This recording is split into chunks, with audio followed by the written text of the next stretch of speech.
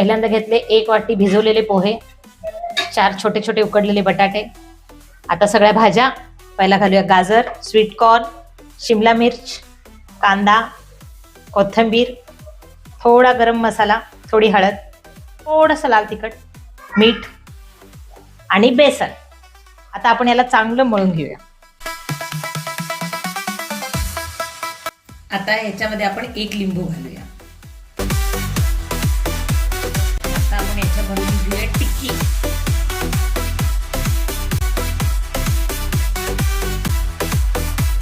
आता आपण याला करूया डीप फ्राय.